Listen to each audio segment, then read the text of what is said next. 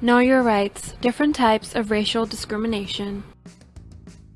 What is racial vilification? Any individual who in public incites hatred, serious contempt for, or severe ridicule of you because of your race is engaging in conduct which amounts to racial vilification. This is Muhammad. He is at a restaurant with his colleagues for an office Christmas party. One of his colleagues, Martin, is intoxicated. Why are you here? You are from Pakistan? You do not belong in Hong Kong. Pakistanis don't deserve to be in Hong Kong. They are dirty.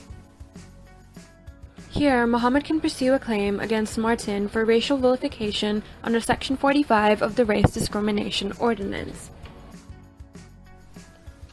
However, Martin continues to verbally harass Muhammad. Leave now or I will push you out of here and beat you up.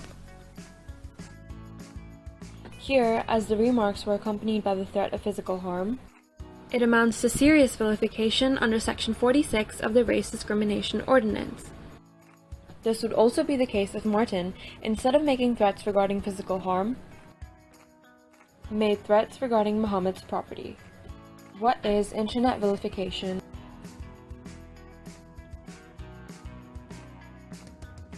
Under Section 45 of the Race Discrimination Ordinance, the writer of the derogatory comments is engaging in conduct which amounts to racial vilification. If, for example, the website is a discussion forum based in Hong Kong, the website company could be seen as aiding the unlawful act if it allowed its members to post such remarks. What is racial harassment?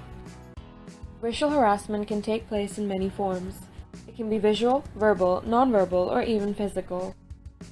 It can be an occurrence of one time or a continual occurrence. The conduct must be either abusive, offensive, insulting, or unwelcoming in nature to amount to racial harassment. This is Leila. She works as a teacher in a primary school. She has heard her colleagues use offensive terms towards her. She finds it derogatory and feels extremely humiliated. Under Section 7.1 of the Race Discrimination Ordinance, Leila can pursue a claim against her colleagues as they engage in abusive behavior through verbal insults. What is racial discrimination in provision of goods, facilities, or services? It is unlawful to discriminate against a person on the ground of race in providing goods, facilities, and services. Fatima and Adil went for lunch at a Chinese restaurant. You are Indian. Why are you eating Chinese food? Our restaurant is closing. As soon as you finish, please pay and leave. As soon as the food arrived, they received a bill, even though they hadn't started eating. Waiters also told them that they weren't serving drinks anymore. But Adil and Fatima saw other customers ordering drinks who were not subject to the same treatment as they were. Under Section 4 and Section 27 of the Race Discrimination Ordinance, it is unlawful if a service provider treats a customer less favorably because of his or her race in the terms, manner, and quality of the service. By requiring only customers of a certain ethnic group to pay fast and leave and refusing them service, the restaurant was engaging in a discriminatory practice. Let's look at some other examples. Akshay visits the bank to open a bank account. Sorry, you look South Asian, so I don't think that you are a permanent resident of Hong Kong. But I have given you my HK ID card and have shown you proof of address. You don't look like a permanent resident. We will not open a bank account for you. Come back with your passport. Why? The other customers don't need to do that. Here, Akshay was treated unfavorably on the ground of his race. The bank's failure of provision of service may amount to racial discrimination under Section 27 of the Race Discrimination Ordinance.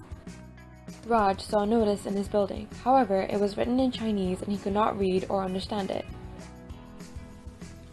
Can I please have the notice in English? No, sorry. By refusing an English version of the notice, the building management is engaging in discriminating against its non-Chinese speaking residents.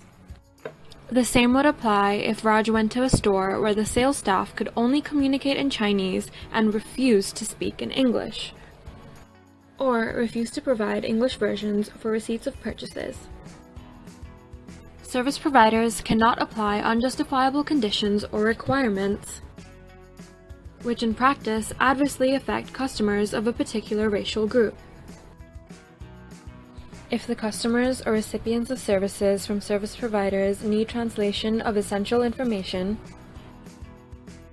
service providers and employers should use an effective method of communication and apply equal treatment to all.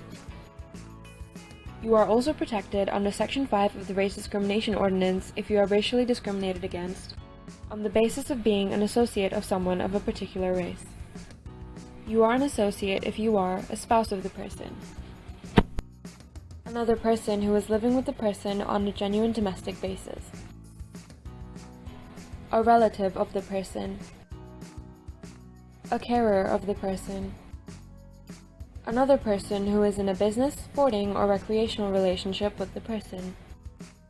For example, this is Michael. Faiza is from Pakistan. Michael is married to Faiza. Michael is harassed by his co-workers because he is married to a South Asian person. Michael is now also protected under the Race Discrimination Ordinance and can pursue a claim against his co-workers. Racial discrimination, racial vilification, racial harassment, and racial discrimination in provision of goods or services. These are all different forms of racial discrimination. It is important that you understand each one so you can protect your rights.